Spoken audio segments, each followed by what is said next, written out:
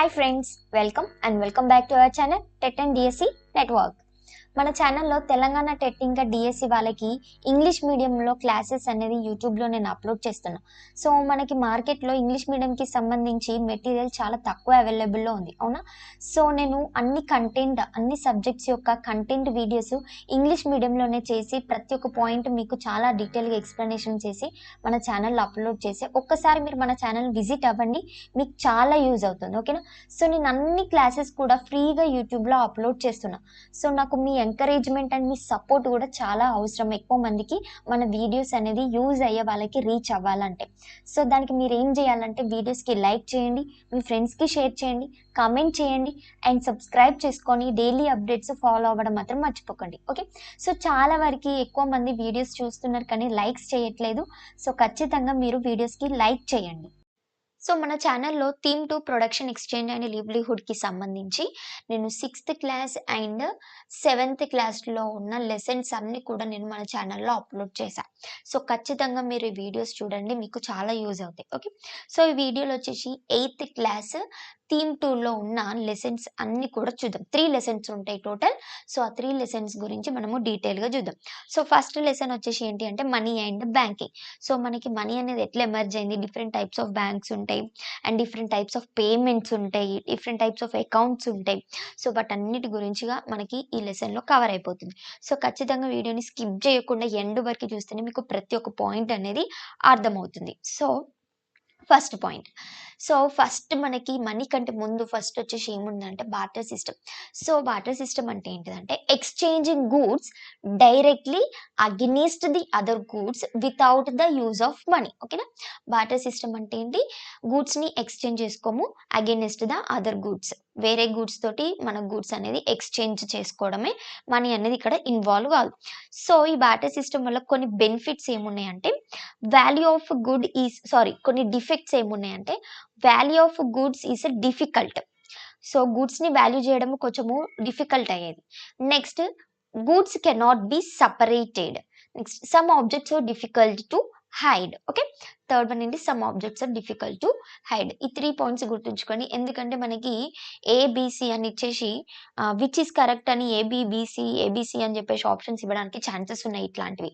So అందుకని ఖచ్చితంగా అన్ని పాయింట్స్ కూడా మీరు నోట్ చేసుకొని రివైజ్ చేసుకోండి, ఓకేనా? నెక్స్ట్ సో మనీ అనేది ఎలా ఎవాల్యుయేషన్ అయిందో మనీ ఎవాల్యుయేషన్ గురించి చూద్దాం, ఓకే? సో బార్టర్ సిస్టమ్ వల్ల ఏమైంది అని అంటే ఆ గూడ్స్ అన్ని కూడా ఎక్స్చేంజ్ చేసుకోవడంలో కొన్ని ప్రాబ్లమ్స్ అనేది ఫేస్ చేశారు. సో దాని ద్వారా ఏమైంది అంటే మనీ అనేది వచ్చింది యాజ్ ఎ ఇంటర్మీడియట్గా exchanging of goods, okay? So first మనకి ఏమొచ్చింది, barter system. Money evaluate first money paper money రావడానికి ఫస్ట్ మనకి ఏం యూజ్ చేసినాము, గూడ్స్ ఎక్స్చేంజ్ చేసుకోవడానికి బార్టర్ సిస్టమ్ అనేది యూజ్ చేసినాం. సో ట్రేడింగ్ అనేది ఎక్కువగా అవ్వడం వల్ల దాని తర్వాత ఏమొచ్చింది అని అంటే క్యాటిల్ ఇంకా గ్రెయిన్స్గా మనీగా యూజ్ చేసారు.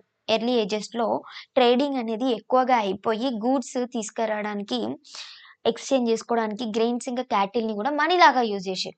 సో అప్పుడు గ్రెయిన్స్ ఇంకా క్యాటిల్ని యూజ్ చేయడం వల్ల ఏమైంది అని అంటే వాటిని ట్రాన్స్పోర్ట్ చేసుకోవడానికి వాటిని స్టాక్ చేయడానికి కొంచెం డిఫికల్టీ అయింది.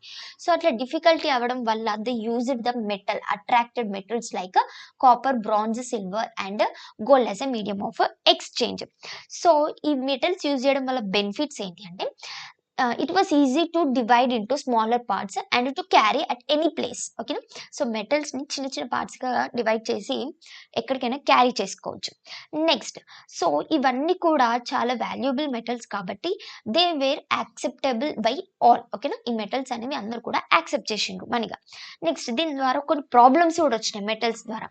ఏమైంది అని అంటే కొంతమంది క్వాలిటీ మెటల్స్ని అమ్మేవాళ్ళు కాదన్నట్టు కల్తీ అనేది చేసేవారు. ఇప్పుడు కూడా మనకి కొన్నిలా కల్తీ అనేది అవుతుంది, అవునా? అంటే క్వాలిటీ అనేది తగ్గిపోతుంది. సో ఆ టైంలో కూడా మెటల్స్ని ఇందులో కూడా కొన్ని మిక్స్ చేసి మెటల్స్ అనేది ఇచ్చేసి ఇది ప్యూర్ మెటల్గా మాత్రం వాళ్ళకి క్వాలిటీ అనేది ఇవ్వకపోతుండే. సో దాని ద్వారా ఏమవుతుండే అని అంటే ట్రస్ట్ అనేది పోయింది క్వాలిటీ ఆఫ్ ద మెటల్ పైన. సో ఇది కొంచెము ప్రాబ్లం అనేది కూడా క్రియేట్ చేసింది ట్రేడింగ్లో. నెక్స్ట్ సో ఇట్లా దీని ద్వారా ఏమైంది అని అంటే కొంతమంది కింగ్స్ ఏం చేసిండ్రు అని అంటే సో వాళ్ళ రాయల్ కోర్ట్‌లో ఉన్న కొన్ని మెటల్స్, రాయల్ మెటల్స్ యూజ్ చేసే కొన్ని కాయిన్స్ అనేవి ప్రింట్ చేసిర్రు. అట్లా ప్రింట్ చేసిన కొంతమంది చూద్దాం. రోమన్ పీరియడ్‌లో వచ్చేసి ప్రింట్ చేసిన కాయిన్ బెసెంట్, అది గోల్డ్ కాయిన్. ఓకేనా. గోల్డ్ కాయిన్ ఏమంటాము, రోమన్ పీరియడ్‌లో బెసెంట్ అని చెప్పేసి అంటాం. మౌర్యన్ పీరియడ్‌లో సిల్వర్ కాయిన్‌ని ఏమంటామంటే పన్నా అంటాం. సో వీటిని రోమన్ పీరియడ్‌లో bezant as a gold coin standard కరెన్సీగా యూజ్ చేసిర్రు. మౌర్యన్ పీరియడ్‌లో పన్నా సిల్వర్ కాయిన్‌గా స్టాండర్డ్ కరెన్సీగా యూజ్ చేసిర్రు. సో నెక్స్ట్ వచ్చేసి emergence of bankers and paper money. So coins అనేవి ఇంతకుముందు కింగ్స్ గోల్డ్ కాయిన్స్ ఇంకా సిల్వర్ కాయిన్స్ అని ప్రొడ్యూస్ చేసిర్రు కదా. సో వాటిని క్యారీ చేయడం అనేది ఏదైనా ప్లేసెస్‌కి తీసుకెళ్లడం కొంచెం డిఫికల్టీ అయ్యేది. సో వాళ్ళు ఏం చేసిర్రంటే they started looking for a safe place to keep the gold coins, silver coins. So they trusted the goldsmiths. ఓకేనా. కాయిన్స్‌ని సేఫ్‌గా పెట్టడానికి ఎవరిని ట్రస్ట్ చేసిండ్రు వాళ్ళు? గోల్డ్ స్మిత్స్‌ని ట్రస్ట్ చేసిండ్రు. సో వీళ్ళేం చేసేవాళ్ళు అనంటే, వాళ్ళ కాయిన్స్‌ని వాళ్ళు సేఫ్‌గా పెట్టుకొని, వాళ్ళకెప్పుడు అవసరమో అప్పుడు అవైలబుల్‌లో ఉంచుతున్నారు కాబట్టి వీళ్ళు చార్జెస్ అనేది వేసేవాళ్ళు. ఓకేనా. చార్జెస్, ఫీజ్ అవి వాళ్ళు సేఫ్‌గా పెట్టుకోవడానికి చార్జ్ ఫీ అనేది చెప్పి వాళ్ళు వేసేవారు. సో దీని ద్వారా ఏమైంది అనంటే వీళ్ళు బ్రాంచెస్ కూడా ఓపెన్ చేసుకున్నారంట. కొన్ని కొన్ని ప్లేసెస్‌లో వీళ్ళు బ్రాంచెస్ గూడా ఓపెన్ చేషిర్రు. అండ్ అదే విధంగా వీళ్ళు లోన్స్ గూడా ఇచ్చేవాళ్ళు. ఓకేనా. లోన్స్ గూడా ఇచ్చేవాళ్ళు. సో ఈ విధంగా గోల్డ్ స్మిత్స్ మీద ట్రస్ట్ అనేది పెరగడంతోటి వాళ్ళు లోన్స్ తీసుకునేవాళ్ళు. వాళ్ళ మనీ గూడా సేఫ్‌గా పెడుతున్నారు అని చెప్పేసి ట్రస్ట్ అనేది పెరిగింది. సో దీని ద్వారా ఏమైంది అనంటే మనకి పేపర్ మనీ అనేది ఎమర్జ్ అయింది. ఓకేనా. ఏమొచ్చింది నెక్స్ట్? Paper money. సో వీళ్ళు లోన్స్ ఇస్తారని చెప్పినా గదా. ఇప్పుడు వీళ్ళు లోన్స్ ఇచ్చినప్పుడు రిసిప్ట్ గూడా ఇచ్చేవాళ్ళు. ఓకేనా. ఆ లోన్ గురించి ఒక రిసిప్ట్ అనేది కూడా వాళ్ళకి ఆ పర్సన్‌కి ఇచ్చేవాళ్ళు. సో ఈ రిసిప్ట్ యూజ్ చేసుకొని వాళ్ళు ఎవరైనా పర్సన్‌కి మనీ అనేది ట్రాన్స్‌ఫర్ చేయాలనుకుంటే ఆ రిసిప్ట్ యూజ్ చేసి మనీ గూడా ట్రాన్స్‌ఫర్ చేసేవాళ్ళు. సో ఈ విధంగా మనకి బ్యాంకర్స్ అనేది ఎమర్జ్ అయినాయి. సో మనకి ఎర్లీ బ్యాంకర్స్ ఇండియాలో వచ్చేసి ఏమున్నాయంటే జగత్ సేథ్ బెంగాల్ అండ్ షాస్ పాట్నా, అరుణ్‌జీ నేతాజీ సూరత్, చెట్టియార్స్ ఇన్ మద్రాస్. ఓకేనా. ఇవన్నీ కూడా మనకి ఇండియాలో ఉన్న earlier bankers. Okay. So next point, in 1606 Amsterdam was the major trading in the center Europe. ఓకేనా. సో ఆమ్స్టర్డామ్ అనేది ట్రేడింగ్ కి సెంటర్ గా ఉండే యూరప్ లో. సో ఇక్కడ వచ్చేసి 846 types of silver and gold coins which are recognized by the government were by accepted for the exchange. ఇక్కడ ఓకేనా. ఇక్కడ ఆమ్స్టర్డామ్ లో. సో అప్పుడు అందరికీ కూడా మెటల్స్ యొక్క ప్యూరిటీ మీద ఒక డౌట్ అనేది ఉంది. అవునా. సో అప్పుడు ఏం చేశారంటే ఆమ్స్టర్డామ్ వాళ్ళు ఏం చేస్తారు అంటే ఒక మర్చెంట్ ని పెట్టుకొని మెటల్ యొక్క ప్యూరిటీని చెక్ చేసి అకౌంట్స్ అనేది ఓపెన్ చేసి కాయిన్స్ ని డిపాజిట్ చేసుకునేవాళ్ళు. సో ఈ విధంగా బ్యాంక్స్ లో డిపాజిట్ చేయడం అనేది స్టార్ట్ అయింది. సో వీళ్ళు అకౌంట్స్ ఓపెన్ చేసినప్పుడు వాళ్ళకి ఒక రిసిప్ట్ అనేది ఇస్తారు. సో ఎక్కువ మంది ట్రేడర్స్ ఏం చేశారు అంటే కాయిన్స్ తీసుకోవడం బదులు ఆ రిసిప్ట్స్ తీసుకొని ట్రాన్స్ఫర్ చేసేవాళ్ళు. అంటే ఒక పర్సన్ నుంచి ఇంకో పర్సన్ కి మనీ అనేది రిసిప్ట్స్ తోటి ట్రాన్స్ఫర్ చేసేవాళ్ళు. దీని ద్వారా ట్రేడర్స్ కి రిసిప్ట్ ని క్యారీ చేయడము చాలా ఈజీ అయిపోయింది, అన్ని కాయిన్స్ ని క్యారీ చేయడానికి బదులుగా. సో ఈ విధంగా బ్యాంక్ లో డిపాజిట్ అనేది స్టార్ట్ అయింది. ఓకే. నెక్స్ట్ వచ్చేసి banks also give loans. Banks అనేది మనకు అందరికీ తెలుసు లోన్స్ అనేది ఇస్తుంది. లైక్ ఎవరికి అంటే business men, industrialist, farmers and individuals అందరికీ కూడా బ్యాంక్స్ అనేది లోన్ ఇస్తారు. సో అట్లా లోన్ ఇచ్చే బ్యాంక్స్ మనం ఏమంటామంటే కమర్షియల్ బ్యాంక్స్ అని చెప్పేసి అంటాం. ఓకేనా. ఏవైతే బ్యాంక్స్ లోన్స్ ఇస్తాయో వాటిని మనము కమర్షియల్ బ్యాంక్స్ అని చెప్పేసి అంటాం. Next saving deposits or saving accounts. Saving accounts ఏ విధంగా ఉంటాయి. సో సేవింగ్ అకౌంట్స్ ఎవరైనా కూడా ఓపెన్ చేసుకోవచ్చు. అండ్ వీళ్ళకి సమ్ ఇంట్రెస్ట్ అనేది వస్తుంది. ఓకేనా. వాళ్ళు ఎంతైతే మనీ డిపాజిట్ చేస్తారో దాని మీద కొంచెం ఇంట్రెస్ట్ అనేది వస్తుంది. వాళ్ళ మనీ కూడా సేఫ్గా ఉంటుంది. అండ్ అదేవిధంగా వాళ్ళకి ఎప్పుడు అవసరమో అప్పుడు మనీని విత్డ్రా కూడా చేసుకోవచ్చు. ఓకే. నెక్స్ట్ వచ్చేసి అండ్ బ్యాంక్ అనేది ఆన్ డిమాండ్గా వాళ్ళకి సేవ్ చేసిన అమౌంట్ని అన్ని కూడా పే చేసేస్తుంది ఇమీడియట్గా. సో సేవింగ్ డిపాజిట్స్ యొక్క ఈ 4 పాయింట్స్ అనేది కూడా మీరు కీ పాయింట్స్ గుర్తుంచుకోండి. ఓకేనా. All people can open and give some interest and can withdraw anytime and bank promises to pay on demand. ఓకేనా. ఇవి 4 కీ పాయింట్స్ మీరు గుర్తుంచుకున్నారు అనుకోని ఆప్షన్స్ లో మనకి కీ పాయింట్స్ కనిపించగానే అవి పెట్టడానికి మనకి ఈజీ అవుతుంది. సో ఏదైనా కూడా మనం కీ పాయింట్స్ తోటి పాయింట్స్ ని గుర్తుంచుకోవాలి. Keyword main important. Next so basic saving bank deposit accounts. BSBDA అంటే basic saving bank deposit accounts. So ఇవి ఏ విధంగా ఉంటాయి అంటే zero or very low minimum balances. ఇవి జీరో కానీ లో మినిమం బ్యాలెన్సెస్. సో ఈ బ్యాంక్స్ కి ఏంటి అని అంటే ఈ అకౌంట్స్ వచ్చేసి no restrictions like age, income account కి రిస్ట్రిక్షన్స్ ఉండవు. And criteria for opening of individuals. ఓకేనా, ఓపెన్ చేయడానికి ఏజ్, ఇన్కమ్, అమౌంట్ అనేవి రిస్ట్రిక్షన్స్ ఉండవు.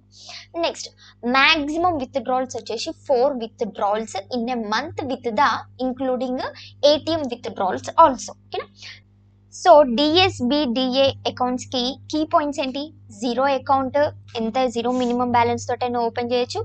No restrictions age, income accounts maximum అని చెప్పేసి ఏమీ రిస్ట్రిక్షన్స్ ఉండవు. And 4 withdrawals, maximum withdrawals in a month 4 withdrawals including ATM withdrawals. ఈ కీ పాయింట్స్ గుర్తుంచుకోండి. నెక్స్ట్ వచ్చేసి బ్యాంక్ అకౌంట్స్ ఫర్ మైనర్స్ కి బ్యాంక్ అకౌంట్స్. సో మైనర్స్ వచ్చేసి ఏమేమి అకౌంట్స్ ఓపెన్ చేయొచ్చు అంటే savings, fixed and deposit accounts అనేది ఓపెన్ చేసుకోవచ్చు under the legally appointed guardian. So minor యొక్క ఏజ్ ఎంత ఉండాలి అంటే అబౌవ్ ద 10 years ఏజ్ ఉన్న వాళ్ళు ఈ మైనర్ బ్యాంక్ అకౌంట్స్ ఓపెన్ చేయడానికి ఎలిజిబుల్ ఉంటుంది. వాళ్ళు ఇండిపెండెంట్ గా ఆ బ్యాంక్ అకౌంట్స్ ని ఆపరేట్ చేసుకోవచ్చు. సో అడిషనల్ బ్యాంకింగ్ ఫెసిలిటీస్ ఏమేమి ప్రొవైడ్ చేస్తారంటే internet banking, ATM are debit card, cheque book facilities ఇవన్నీ కూడా అలౌ చేస్తారు మైనర్ యొక్క బ్యాంక్ అకౌంట్స్ కి. నెక్స్ట్ మైనర్ అనేది ఏం అమౌంట్ విత్డ్రా చేయొచ్చు అంటే అతని అకౌంట్ లో ఎంతైతే అమౌంట్ డిపాజిట్ చేస్తారో ఆ అమౌంట్ మాత్రమే మైనర్ అనేది విత్డ్రా చేసుకోవడానికి ఉంటుంది. నెక్స్ట్ వచ్చేసి PM జన్ధన్ యోజన. ఓకేనా, నెక్స్ట్ వన్ ఏంటి? PM జన్ధన్ యోజన. ఇది ఎప్పుడు ఇనిషియేట్ అయింది అని అంటే ఆగస్ట్ 2014. ఓకేనా, 2014 లో PMJDY అనేది మనకి ఇనిషియేట్ అయింది by the government. So PM Jan Dhan Yojana యొక్క మెయిన్ ఎయిమ్ ఏంటి అని అంటే పూర్ హౌస్ హోల్డ్స్ అందరూ కూడా మన కంట్రీలో, మన ఇండియాలో ఈజీగా అకౌంట్స్ అనేది బ్యాంక్ అకౌంట్స్ ఓపెన్ చేయడానికి, అందులో మనీ క్రెడిట్ చేయడానికి యాక్సెస్ ఇవ్వడం.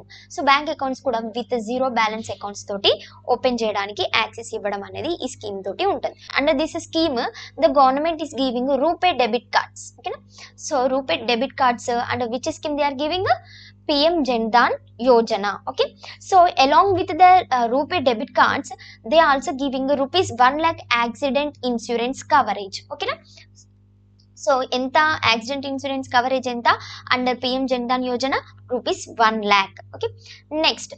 సో మనకి basic saving bank deposit accounts అనేది దీంతో ఓపెన్ చేశారంటే on the basis of KYC, known your customer norms మీద బేస్ చేసుకొని మనకి basic savings bank deposit accounts అనేది ఓపెన్ చేస్తారు. సో ఈ అకౌంట్స్ ని మనము స్మాల్ అకౌంట్స్ గా ట్రీట్ చేస్తారు. ఓకే, ఈ అకౌంట్స్ ని treated as a small accounts. ఈ స్మాల్ అకౌంట్స్ లో వచ్చేసి పర్ 1 year 1 lakh rupees అనే క్రెడిట్స్ ఎక్సీడ్ అవ్వద్దు.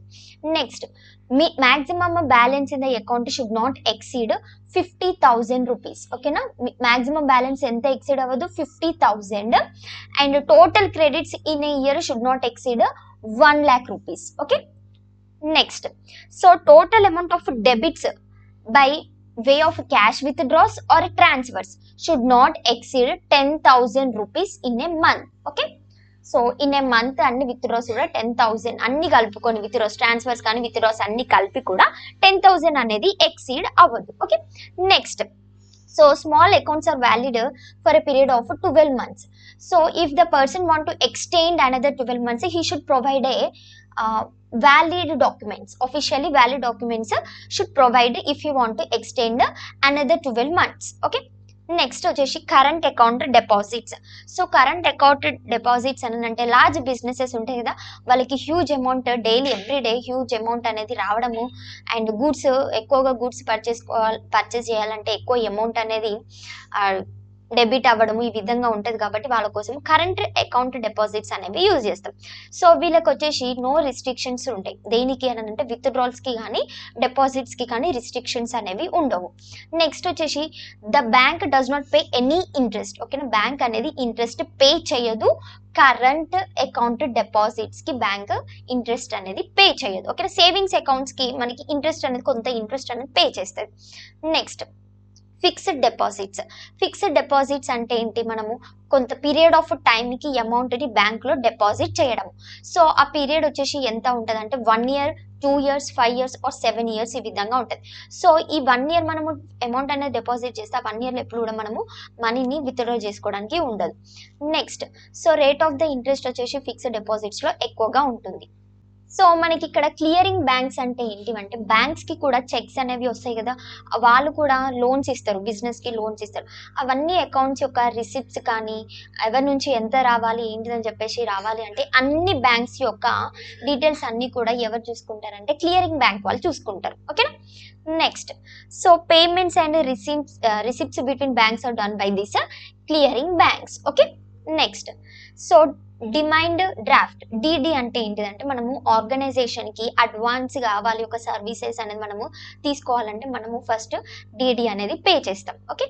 Next, so banks collect some amounts service charge and issues DD, bank అనేది కొంచెం సర్వీస్ ఛార్జ్ తీసుకొని మనకి డిడి అనేది ఇస్తుంది. నెక్స్ట్ వచ్చేసి బ్యాంక్ కూడా కొన్ని లోన్స్ అనేది ఇస్తుంది. అవునా, కొన్ని లోన్స్ వచ్చేసి మనకి ఎక్కువ ఇంట్రెస్ట్ తోటి లోన్స్ ఇస్తుంది. అండ్ లోన్స్ ఇచ్చినప్పుడు ఏదైనా అష్యూరెన్స్గా సెక్యూరిటీగా ఏదైనా పెట్టుకొని ఇస్తుంది. కానీ సెల్ఫ్ హెల్ప్ గ్రూప్స్కి ఏ విధంగా లోన్స్ ఇస్తుంది అంటే members of self help groups can take loan from the bank. వీళ్ళకి ఏది కూడా సెక్యూరిటీ అనేది అసిస్టెన్స్ కానీ సెక్యూర్గా ఏమీ ఎవిడెన్స్గా పెట్టుకోకుండా సెల్ఫ్ హెల్ప్ గ్రూప్ వాళ్ళకి లోన్స్ ఇస్తుంది. వీళ్ళకి ఇచ్చే లోన్స్ కూడా తక్కువ ఇంట్రెస్ట్ తోటి కొంచెం ఇంట్రెస్ట్ తోటి ఇస్తారు. సో సెల్ఫ్ హెల్ప్ గ్రూప్ వాళ్ళు ఏం ఎన్ష్యూర్ చేస్తారంటే లోన్ అనేది అందరు గ్రూప్లో ఉన్న మెంబర్స్ అందరు కూడా పే చేస్తారు అని చెప్పేసి వాళ్ళకి అష్యూరెన్స్ అనేది ఇస్తారు. Next, internet banking. Internet banking అంటే మనకి ఇప్పుడు ప్రతిదీ అంతా కూడా సిస్టమ్లో స్టోర్ చేయడం, ఎలక్ట్రానిక్ డివైసెస్ రావడం స్టార్ట్ అవుతుంది. సో మనకు వచ్చేసి ఫస్ట్ వన్ ఏటీఎం. ఏటీఎం అంటే ఏంటిదంటే ఆటోమేటెడ్ టెల్లర్ మిషన్. ఓకేనా. మనం ఏటీఎం నుంచి మనీని విత్డ్రా చేసుకోవచ్చు, డిపాజిట్ చేసుకోవచ్చు, అన్ని కూడా చేసుకోవచ్చు. సో అన్ని కూడా మనకి ఇంటర్నెట్ అనేది ఎలక్ట్రానిక్ డివైసెస్ అనేది యూజ్ అవ్వడం అవుతుంది కాబట్టి మనము electronic banking are internet banking అని చెప్పేసి అంటాం. Next, so most of the banks ఏమేమి సర్వీసెస్ ప్రొవైడ్ చేస్తారు అని అంటే మనం ఇంటర్నెట్ బ్యాంకింగ్ సర్వీస్ యూజ్ చేసుకోవాలంటే బ్యాంక్స్ ఏమేమి ప్రొవైడ్ చేస్తారంటే debit card, credit card, net banking and mobile banking services to the customers. Okay. ఇవన్నీ సర్వీసెస్ కూడా మనము బ్యాంకింగ్ సర్వీస్ ఆన్లైన్లో ప్రొవైడ్ చేసుకోవాలి అని అంటే ఇవన్నీ ప్రొవైడ్ చేస్తారు. నెక్స్ట్ వచ్చేసి డిజిటల్ పేమెంట్ ఆప్షన్స్ మనకి కొన్ని ఉంటాయి. డిజిటల్ పేమెంట్ ఆప్షన్స్ చూద్దాం. ఫస్ట్ వన్ వచ్చేసి నెఫ్ట్, ఎన్ఈఎఫ్టీ అంటే national electronic fund transfer. So ఇది ఏ విధంగా అవుతుంది అంటే this service can be organized by an individual or an organization, okay na, to transfer any amount of money from their accounts to another account. So ఈ NEFT అనేది work చేయడానికి మనకి ఏమేమి ఉండాలంటే సర్వీస్ కి ఐఎఫ్ఎస్సి కోడ్ ఉండాలి and internet అనేది ఉండాలి. ఐఎఫ్ఎస్సి అని అంటే Indian financial system code. Okay. Next one వచ్చేసి RTGS, real time gross settlement. RTGS అంటే ఏంటి? Real time gross settlement. So ఇవి అన్ని కూడా హై వాల్యూ ట్రాన్సాక్షన్స్ అనేది సర్వీస్ చేసుకోవడానికి మనము ఆర్టీజీఎస్ అనేది యూజ్ చేస్తాం. సో నెఫ్ట్ అనేది కొన్ని పర్సన్స్ ఒక పర్సన్ నుంచి ఇంకో పర్సన్కి అమౌంట్ అనేది ట్రాన్స్ఫర్ చేయడానికి యూజ్ చేస్తే ఆర్టీజీఎస్ అనేది హై వాల్యూ ట్రాన్సాక్షన్స్కి యూజ్ చేస్తాం. సో ఆ వాల్యూ అంతా కూడా మొత్తం ఎంత ఉండొచ్చు అని అంటే 2 lakhs అండ్ అబోవ్ అనేది మనము ట్రాన్స్ఫర్ చేయొచ్చు. నెక్స్ట్, సో ఈ సర్వీస్ అనేది మనం అవైల్ చేసుకోవాలంటే ఏమేమి ఉండాలి అని అంటే ఐఎఫ్ఎస్సి కోడ్ ఉండాలి అండ్ ఇంటర్నెట్ కూడా అవసరం. నెక్స్ట్ థర్డ్ వన్ వచ్చేసి IMPS, immediate payment service. So IMPS సర్వీస్లో ఏంటి అని అంటే ఇన్స్టెంట్గా మనము మనీ అనేది ట్రాన్స్ఫర్ చేయొచ్చు. With the help of IMPS we can transfer money instantly through one person to another person. So దీనికి ఏమి ఉండాలంటే మొబైల్ హ్యాండ్సెట్ ఉండాలి, ఇంటర్నెట్ బ్యాంకింగ్ ఉండాలి ఆర్ త్రూ ఏటీఎంస్ తోటి. నెక్స్ట్ పాయింట్ వచ్చేసి ఏంటి అంటే సో దీనికి మెయిన్గా ఏమి ఉండాలంటే మన మొబైల్ నెంబర్ వచ్చేసి బ్యాంక్ అకౌంట్కి లింక్ అయి ఉండాలి. ఓకేనా, to use this IMPS facility. Next వచ్చేసి ఈ ఫెసిలిటీ అనేది త్రూ అవుట్ ద ఇయర్ అనేది మనము యూజ్ చేసుకోవచ్చు. Also on the bank holidays. దీనికి ఏమేమి ఉండాలి అని అంటే సర్వీస్కి ఐఎఫ్ఎస్సి కోడ్ ఉండాలి and at the same internet కూడా ఉండాలి. నెక్స్ట్ వన్ వచ్చేసి యూపీఐ. యూపీఐ అంటే ఏంటిది? మనకి యూనిఫైడ్ పేమెంట్ సర్వీస్. సో దీనికి ఏంటిది అని అంటే బ్యాంకర్ వచ్చేసి మనము ఎవరికైనా ట్రాన్స్ఫర్ చేయాలంటే అమౌంట్ ఆ పర్సన్ యొక్క నేమ్ కానీ అతని యొక్క నెంబర్ కానీ అకౌంట్ నెంబర్ కానీ ఏవి కూడా ఎంటర్ చేయాల్సిన అవసరం లేకుండా ఓన్లీ విపిఏ నెంబర్ తోటి లేదా ఆధార్ నెంబర్ తోటి మనము మనీ అనేది ట్రాన్స్ఫర్ చేయొచ్చు. ఇక్కడ విపిఏ అంటే ఏంటి అంటే virtual payment address. Next by entering any of these we can transfer money that we wish to send instantly. Next వచ్చేసి భారత్ ఇంటర్ఫేస్ ఫర్ మనీ. ఇది వచ్చేసి యాప్ అనేది ఇది ఎలా రన్ అవుతుంది అంటే యూపీఏ ట్రాన్సాక్షన్స్ తోటే అవుతుంది. ఓకేనా. నెక్స్ట్ సో దీనికి కూడా ఏమేమి ఉండాలి అంటే ఐఎఫ్ఎస్సి కోడ్ ఉండాలి అండ్ ఇంటర్నెట్ అనేది కూడా నెసెసరీగా ఉండాలి. నెక్స్ట్ వన్ వచ్చేసి యుఎస్ఎస్డి అంటే ఏంటిది, unstructured supplementary service data. So ఇది వచ్చేసి ఏంటిదంటే mobile banking service based on small value transactions. Small value ట్రాన్సాక్షన్స్కి ఏంటిది యుఎస్ఎస్డి.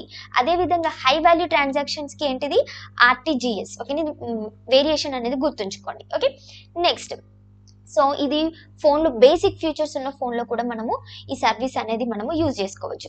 సో ఈ ఫెసిలిటీ అనేది కూడా ఎవరికైనా ఎక్కడికి వెళ్ళినా కూడా ఆ పర్సన్ అనేది క్యారీ చేసే విధంగా ఉంటుంది. సో దీనికి ఏమేమంటే ఐఎఫ్ఎస్సి ఇంటర్నెట్ లేకపోయినా కూడా మనము ట్రాన్సాక్షన్స్ అనేవి చేసుకోవచ్చు. సో రూపే కార్డ్స్ వచ్చేసి ఏంటిదంటే మనకి ఎవరు ఇంట్రడ్యూస్ చేసిరంటే National payment corporation of India వాళ్ళు మనకి రూపే కార్డ్స్ అనేవి లాంచ్ చేస్తారు. ఓకే, ఎక్కువగా పేమెంట్స్ అనేవి క్రెడిటింగ్ డెబిట్ కార్డ్స్ అవుతాయి కదా, సో దానికి మనము రూపే కార్డ్స్ అనేది ఎవరు లాంచ్ చేసిండ్రు, national payment corporation of India. So ఇవి దీనివల్ల మెయిన్ అడ్వాంటేజెస్ ఏంటి అని అంటే lower cost, safety and security ఉంటుంది రూపే కార్డ్స్ తోటి. All the account holders under PM Jan Dhan Yojana are eligible for RuPay cards. So మనకి పిఎం జన్ధన్ యోజన స్కీమ్ నుంచి మనకి రూపే కార్డ్స్ అనేది ఇస్తారు కదా, సో అవి రూపే కార్డ్స్ ఎవరు లాంచ్ చేసారు, national payments corporation of India వాళ్ళు రూపే కార్డ్స్ లాంచ్ చేస్తారు. సో ఐఎఫ్ఎస్సి కోడ్ మనకి అన్ని బ్యాంక్ అకౌంట్స్కి ఐఎఫ్ఎస్సి కోడ్ అనేది ఉంటుంది, అవునా. సో ఐఎఫ్ఎస్సి ఫుల్ ఫామ్ అంటే ఇండియన్ ఫైనాన్షియల్ సిస్టమ్ కోడ్.